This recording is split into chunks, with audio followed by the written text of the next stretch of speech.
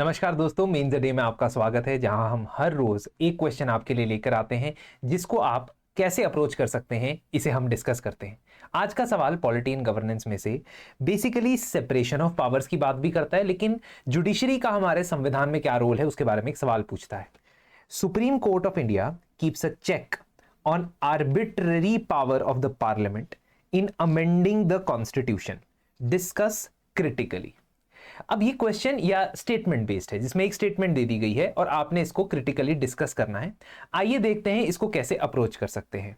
हमारा 100 days answer writing boot camp 2026 का mains लिखने वालों के लिए स्टार्ट हो चुका है, जिसमें डेली आंसर राइटिंग के साथ आपको डिटेल्ड इवैल्यूएशन और फीडबैक मिलेगा। 1:1 मेंटोरशिप जिसमें मैं प्रोवाइड करूंगा। जरूर हमारी वेबसाइट विजिट करें।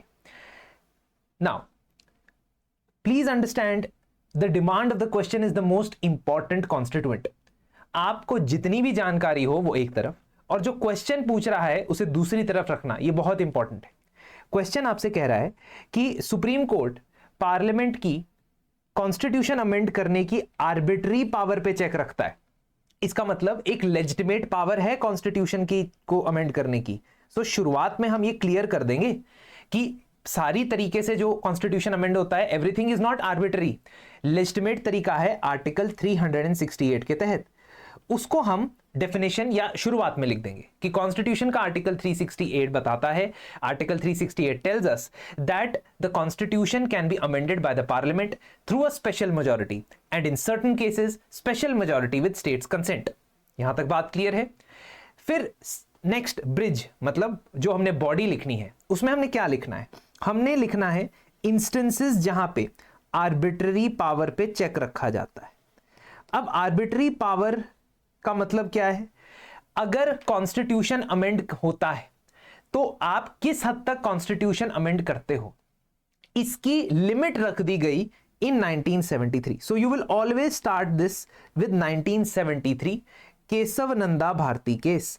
आप इसे हमेशा 1973 के केशव नंदा भारती केस से स्टार्ट करोगे, where the Lakshman Rekha was drawn, है ना, जहां पे ये ड्रॉ कर दिया गया कि आप कुछ भी संविधान में you can change anything but you cannot change the basic structure of the constitution. So this was the limiting power which was added in 1973. 1973 के बाद से जितनी भी जजमेंट्स हैं वो कॉन्स्टिट्यूशनल अमेंडमेंट्स को इस बेसिस पे अनकॉन्स्टिट्यूशनल ठहराती आई हैं कि वो संविधान के बेसिक स्ट्रक्चर को वायलेट कर रहा है। Then you have to give examples. This is a question जिसमें examples देना जरूरी है। तो केशव नंदा भारती केस में बेसिक स्ट्रक्चर डॉक्ट्रिन रखी गई। 1975 में राजनारायण केस में 39th कॉन्स्टिट्यूशनल अमेंडमेंट एक्ट को इनवैलिडेट किया गया। 39th कॉन्स्टिट्यूशनल अमेंडमेंट एक्ट के जरिए यह लिख दिया गया था संविधान में कि आर्टिकल 102 के हिसाब से या प्रेसिडेंशियल इलेक्शन के आर्टिकल्स के हिसाब से कभी भी प्रेसिडेंट का इलेक्शन हो, वाइस प्रेसिडेंट का इलेक्शन हो या प्राइम मिनिस्टर का इलेक्शन हो, that can not be challenged in any court of law. They had written this. Why? Because इस केस में इंदिरा गांधी जी के चुनाव का as an member of parliament challenge किया जा रहा था। सुप्रीम कोर्ट ने कहा कि आप इससे तो बेसिक स्ट्रक्चर बदल दोगे संविधान का, you can not arbitrarily take this out of Supreme Court's ambit, क्योंकि सुप्रीम कोर्ट का जुडिशियल रिव्यू बेसिक स्ट्रक्चर है।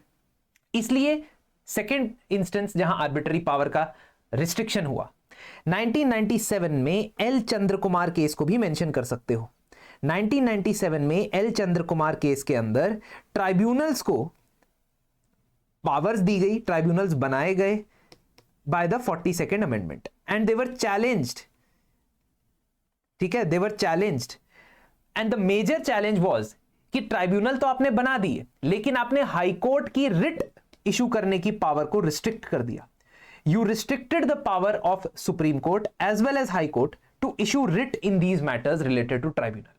यह भी संविधान के बेसिक स्ट्रक्चर के खिलाफ है, ऐसा सुप्रीम कोर्ट ने कहा। एक और आर्बिट्री डिसीजन जो यहां पे नजर आता है वो है 2019 की जजमेंट, 2021 की judgement in the case of Rajesh Kumar case. यहां पे क्या होता है? यहां पे कोऑपरेटिव से जुड़ा कॉन्स्टिट्यूशनल अमेंडमेंट पार्लियामेंट के द्वारा किया जाता है। कोऑपरेटिव से जुड़ा कॉन्स्टिट्यूशनल अमेंडमेंट जो 2011 में 97th कॉन्स्टिट्यूशनल अमेंडमेंट की फॉर्म में आया था, उसने कोऑपरेटिव सोसाइटीज के बारे में एक कॉन्स्टिट्यूशनल आर्टिकल्स ऐड कर दिए थे हमारे संविधान में, पार्ट 9B ऐड कर दिया था।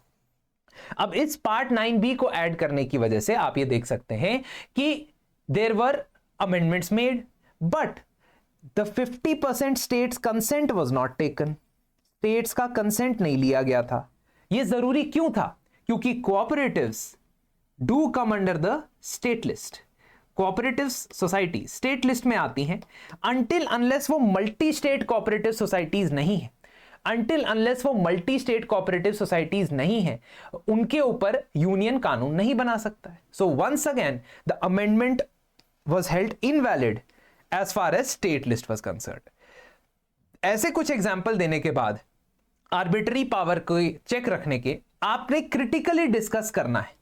इस वजह से आपको यह भी बताना होगा कि कुछ इंस्टेंसेस में ऐसा आरोप लगता है कि सुप्रीम कोर्ट कुछ ज्यादा ही कर देता है। वो आरोप किस बात पे बेस्ड है?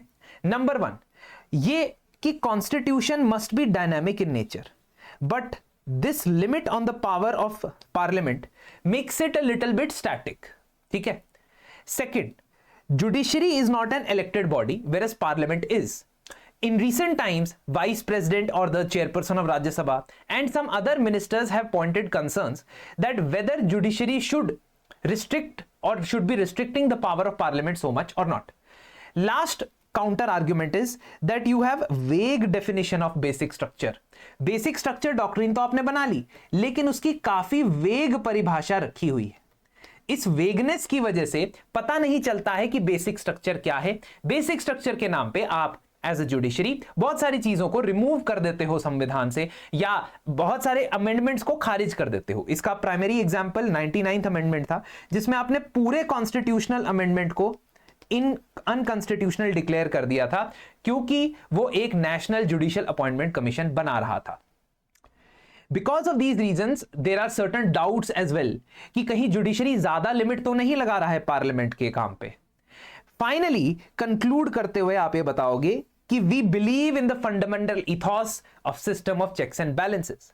सो judicial activism moderated by judicial restraint has kept our constitution intact. तारीफ करनी है भाई। So judicial activism moderated with judicial restraint has kept our constitution intact and should be followed in the future as well. इस तरीके से मैंने पिछला भी कवर कर लिया और आगे के लिए भी एक विजन तय कर दी है। ठीक है, this is how you can talk about it. एक और वैल्यू एडिशन चीज जो आप कर सकते हो, अगर ये 15 मार्क्स का क्वेश्चन पूछा जाए तो आफ्टर अमेंडिंग पावर वाला आर्टिकल आप एक छोटी सी टाइमलाइन बना सकते हो कि अमेंडिंग पावर पे कैसे कैसे रिस्ट्रिक्शन लगा। फर्स्ट अमेंडमेंट हुआ, फिर शंकरी प्रसाद केस आया, फिर गोलकनाथ केस आया, जो आप पॉलिटी के अंदर पढ़ते हो फंडामेंटल राइट्स और directive principles of state policy के कंटेक्स्ट में। दोस्तों, अगर 2025 का एग्जाम दे रहे हो तो उसकी टेस्ट सीरीज अवेलेबल है, जिसमें इवैल्यूएशन टाइम बाउंड है और फीडबैक आपको कॉन्स्टेंटली मिलता रहेगा। साथ ही साथ 1:1 सेशंस के थ्रू मेंटोरशिप भी मिलेगी। और अगर कंटेंट के ऊपर काम करना है, 360 degree coverage of important topics आप करना चाहते हैं और इन सभी टॉपिक्स को रेलेवेंट जगह कैसे यूज करना है मेंस के अंदर, how to use the information, not only taking input but how to use that information as output, ये सीखना है, उसके लिए हमारा क्रैश कोर्स भी लाइव है। धन्यवाद, मिलते हैं आपसे जल्द। जरूर उम्मीद है कि आपको ये क्लास पसंद आई होगी।